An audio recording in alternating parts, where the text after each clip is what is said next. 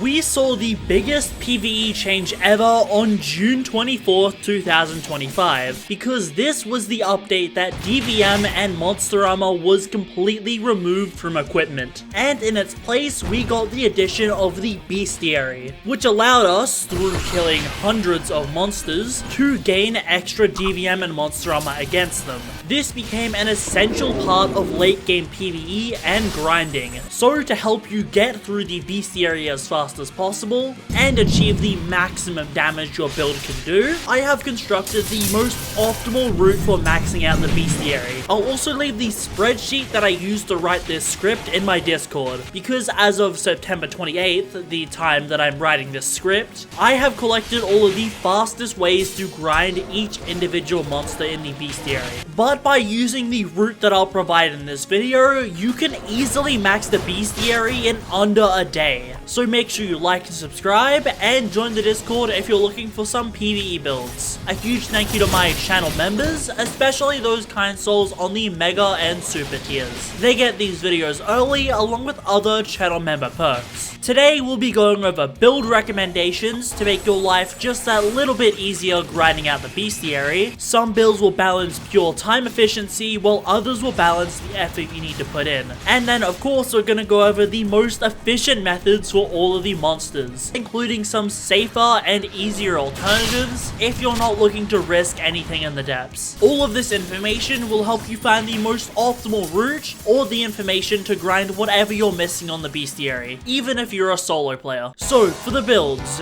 you can do any build you want. These are just the 3 that I believe will make your life a lot easier. I'll keep it brief as well, since 2 of the 3 already have full showcases. Starting off with Tidekeeper 3.1 or 1.4. These are the best modern Diluvian builds. And spoiler alert, the Diluvian is essential in grinding a lot of Bestiary very fast. You'll use 1.3 if you don't plan to go above wave 31. They have the exact same stat orders as each other, you just swap around blood and intelligence. However, there is an alternative Diluvian build you can use if you want a much easier time in terms of the effort you're putting in. This build just abuses absolute pitch and metal turrets. It's not as efficient as Tidekeeper, but it's far easier to use, as you'll simply just place metal turrets and allow your Iron Sing launchers to posture break and kill everything. This build essentially works the same way as the Palebriar hybrid mages. You can use either of these builds, it is just up to preference for if you prefer the fastest clear times or putting in less effort for slightly slower clear times. I will say these are also pretty commonly thought of stats. I've been DM'd this build a few times, so by no means is this my original build. It's one of those builds where there isn't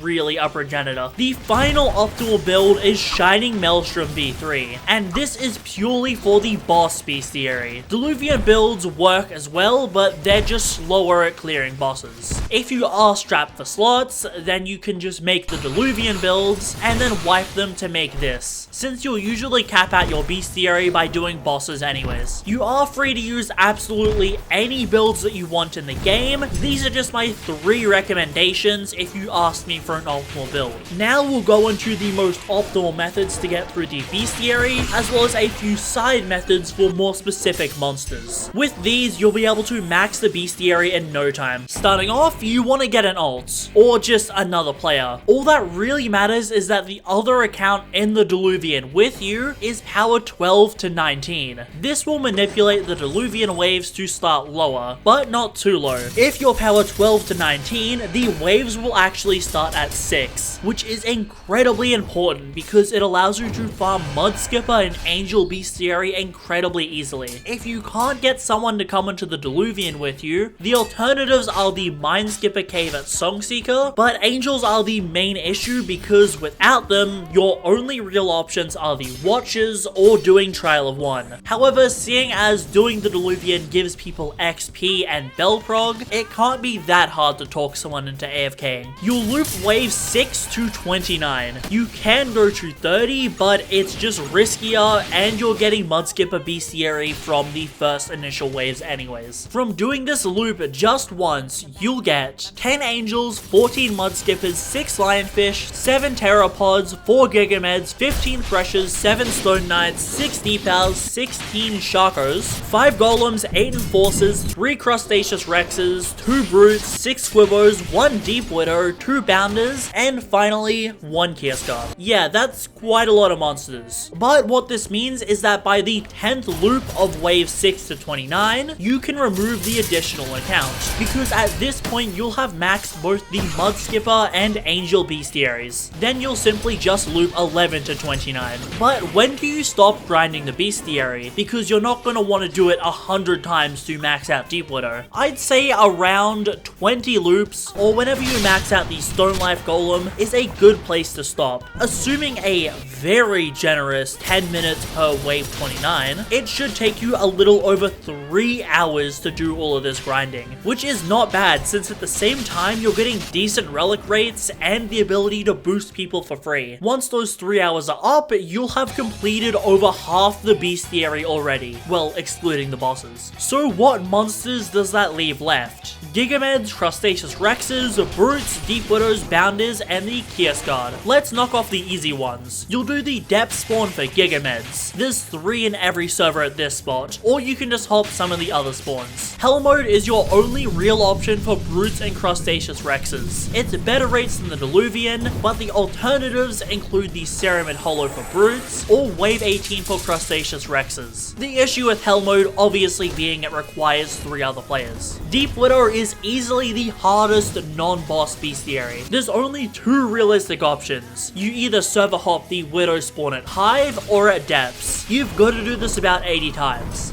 But there is an issue with this. Server hop methods are fully dependent on how many people know about it. Normally, I'll exclude info like this from videos if I know me talking about it is going to affect players who know about it. Normally, I don't like for my videos to ruin methods or for a method in there to become outdated. But because there's no realistic alternative method to grind widows, unless you want to do 100 wave 24s, this is really the only method that I can suggest. I will talk to Agamatsu about adding the normal widow to hell mode and or reducing the widow bestiary to 50 or 30 kills, which should make this far more manageable. And I saved these 3 for last: Bounders, Bone Keepers, and Kierskars. As you can probably tell, they're all layer 2 monsters, which double up with Chaser and Atheron. That's why I recommend you grind them last. Bounder's Nest is the best way to grind Bounders. On the way to Chaser, you'll already go through it, and this spawn has 6 Bounders. Alternatively, just by looping, logging, and relogging into layer 2, you can take this path to kill 5 Bounders easily. I'll leave a unlisted video in the description if you don't understand where to go. You can take either of these because you'll need 80 more Bounder kills to max. Bonekeeper Bestiary is a little bit trickier. You'll need all 100 kills as we didn't grab any in the Diluvian. Including the generator, there is 8 Bonekeeper spawns on the map, excluding Maze. A spawn surprisingly little people even know about is these 2 Bonekeepers on the edge of the map. You just go right when you leave Bounder's Nest and you can kill these 2. On death, they'll actually drop a chest with enchants, which is also one of the chests from the Galewax quest. So it's a pretty cool secret to layer 2. It should take approximately 13 loops to max the Bonekeeper Bestiary. This is probably the highest effort bestiary with the exclusion of Deep Widow. And for the final monsters, Kierskars. Whenever you enter floor 2, just Glacial Arc and slide down to Trap Room. Clear it, relog, and repeat. Including the 2 at the gateway to Atheron, you should be able to max this bestiary extremely fast. In sewers, you can also kill the crawling Kierskar for even more bestiary. You're doing this while farming Atheron anyway, so just do both at once. For Brain Suckers, you simply just hop the Duke Manor, because a bunch of them spawn in when you open the gate. And that's all of the bestiary, except for the bosses. There's only one method of getting kills through all of the bosses, but you can still optimize your kills a little bit.